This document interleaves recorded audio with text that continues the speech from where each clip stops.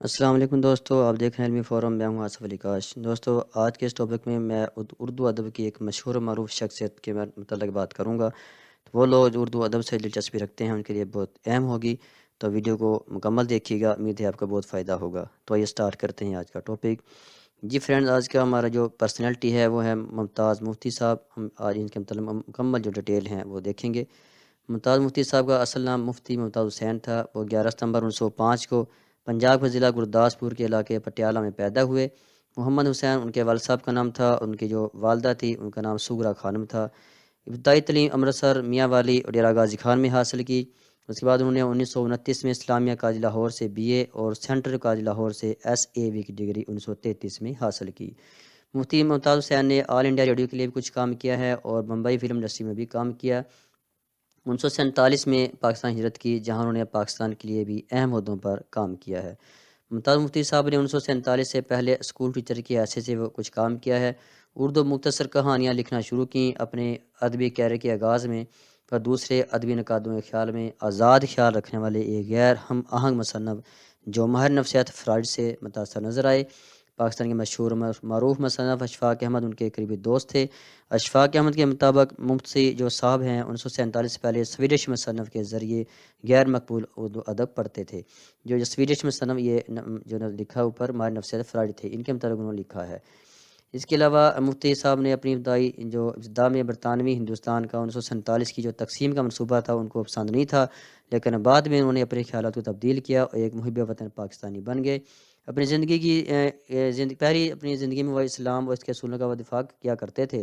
Liberalism سے تصوف میں ان کی تبدیلی ان کے ایک ساتھی مصنف قدرت اللہ شہاب کے انسپریشن کی وجہ سے ہوئی تھی۔ یہ ایک بہت مشہور مصنف ہیں، ان کی وجہ سے وہ لبرلزم سے اسلام کی طرف راغب ہوئے۔ اپنے نقطہ نظر میں تمام تر تبدیلیوں کے باوجود انہوں نے اپنے انفرادی نقطہ نظر کو برقرار رکھنے کا انتظام کیا اور ان موضوعات پر لکھا جن پر معاشرے کے قدامت پسند عناصر نے تنقید کی تھی۔ ممتاز مفتی کی شخصیت اور تحریریں بہت ساری شان و شوکت سے دوچار ہیں۔ ہمیشہ ایک بزرگ اساتذہ اور رہنما کی طرح انہوں نے برتاؤ کیا ہے۔ انہوں نے خواتین لکھاریوں کے لیے بھی نرم گوش اختیار کیے رکھا اور ہمیشہ ان کی حوصلہ افزائی کی۔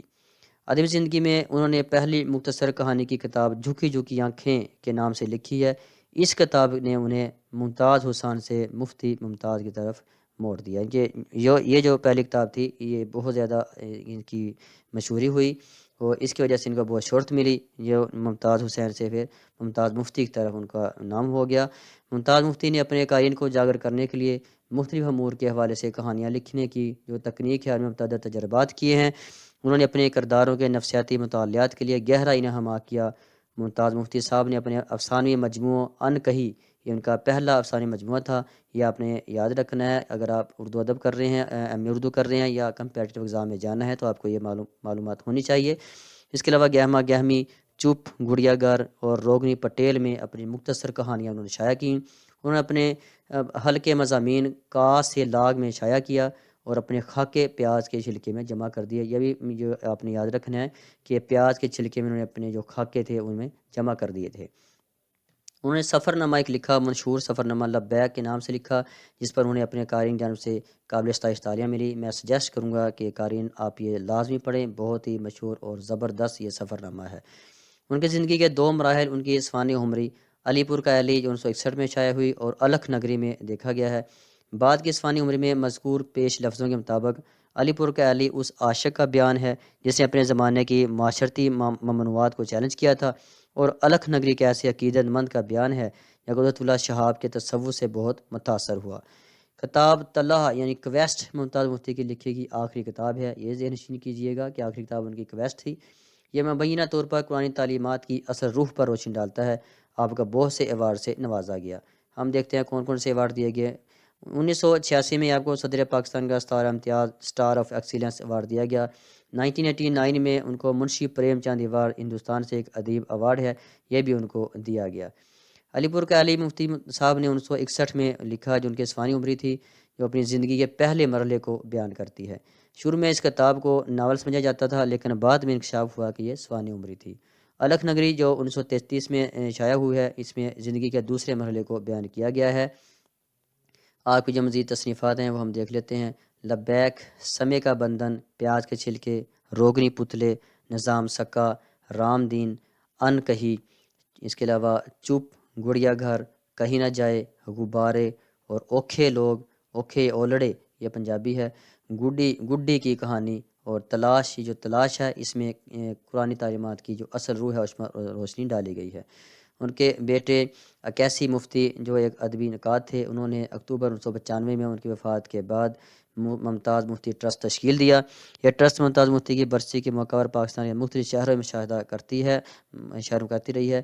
اشفاق احمد بانو قدسیہ، احمد بشیر سمیت ان کے دوست اور مدعا ان تقریبات میں اسپیکر کے طور پر پیش ہوئے ہیں۔ ایک اور مشہور مصنف کشور ناہید نے اپنی ایک کتاب کے جائزہ میں تبصرہ کیا ہے کہ ممتاز مفتی نے انسانی کمزوریوں کی کافی حد تک صلاحیتیں رکھی ہیں، لیکن انہوں نے بطور ایک ماہر نقاد کو بھی سراہا ہے۔ پاکستان کے شہر ملتان میں ممتاز مفتی صاحب کے نام سے ایک سڑک بھی ماخوذ ہے۔ 27 اکتوبر 1995 کو ان کا انتقال ہو گیا۔ ان کو پاکستان کے دارالحکومت اسلام آباد میں دفن کیا گیا۔ 2013 میں پاکستان پوسٹ آفس نے اردو کے اس نامور ادیب کے اعزاز میں ایک ڈاک ٹکٹ بھی جاری کیا۔ اب ہم چند اقتصابات دیکھ لیتے ہیں مفتی جو ممتاز صاحب کی مختلف کتابوں سے لیے گئے ہیں۔ صاحبو، یہ اذان جو ظاہری طور پر ایک معصوم سا بلاوا ہے کہ آؤ اللہ کے حضور سر بسجود ہو جائیں، بڑی پر اثر چیز ہے، کانوں سے دل میں جا بیٹھتی ہے، ہمارے اندر کو انڈے کی طرح پھینٹ کر رکھ دیتی ہے، جبھی تو وہ غیر مسلموں کی نظر میں بڑی خطرناک چیز ہے۔ سکھوں کو حکم ہے کہ وہ اذان کی آواز نہ سنیں۔ یہاں اسلام آباد میں کچھ سفارت خانے ایسے ہیں جہاں اذان سننے کی ممانعت ہے۔ ایک سفیر سے پوچھا گیا کہ آپ اذان سے کیوں خائف ہیں؟ بولے، پتہ نہیں کیوں، اذان کی آواز سن کر مجھ پر وحشت سی طاری ہو جاتی ہے۔ تاریخ شاہد ہے کہ کئی غیر مسلم بادشاہوں نے اذان پر پابندی لگا رکھی تھی۔ یہ ممتاز مفتی صاحب کی کتاب تلاش سے لیا گیا ہے صاحب۔ اس کے علاوہ میں سمجھتا ہوں کہ دعا کے عمل میں دعائیہ جملے کی نہیں بلکہ مانگنے کے فضل کی اہمیت ہوتی ہے، اور مانگنے میں منت ہوتی ہے، منت ہوتی ہے، احساس بے بسی ہوتا ہے، ندامت ہوتی ہے، رکت ہوتی ہے، اور جس سے مانگا جائے اس کی عظمت کا احساس ہوتا ہے۔ یہ بہترین جو حساب ہے یہ آپ کی کتاب لبیک سے لیا گیا ہے۔ مکہ شریف میں اللہ اور عبد ہوتے ہیں، مدینہ شریف میں رسول اللہ صلی اللہ علیہ وسلم اور امتی ہوتے ہیں، وہاں بزرگ نہیں جاتے کیا؟ جاتے ہیں، تو پھر مسجد میں داخل ہونے سے پہلے سب کو جوتوں کے ساتھ ساتھ مرتبے اور بزرگی کے امامے بھی اتار دینے پڑتے ہیں، اور کوئی یقین سے نہیں کہہ سکتا کہ واپسی پر اس کا ماما اسے مل بھی جائے گا۔ پھر تو مرتبے والے بزرگ فکر مند رہتے ہوں گے، عام بندے مزے میں ہوں گے، اس فکر سے آزاد۔ ہاں، ممتاز مفتی کی مشہور کتاب لبیک سے ایک حساب لیا گیا ہے۔ جی ویورز، امید ہے آج کا ٹاپک آپ کو پسند آیا ہوگا۔ اگر آپ کو ٹاپک پسند آیا ہے اس کو زیادہ سے زیادہ لائک اور شیئر کیجیے گا تاکہ اور لوگ بھی اس سے مستفید ہو سکیں، خصوصاً وہ لوگ جو اردو ادب سے تعلق رکھتے ہیں۔ تو اگر آپ زیادہ سے لائک اور شیئر کریں گے ہمیں انسپریشن ہوگی، اور اس طرح کی مزید ویڈیو آپ تک ہم لے کر آئیں گے۔ تو چینل کو سبسکرائب کیجیے گا۔ ملتے ہیں نیکسٹ ٹاپک کے ساتھ۔ پاکستان پائندہ باد۔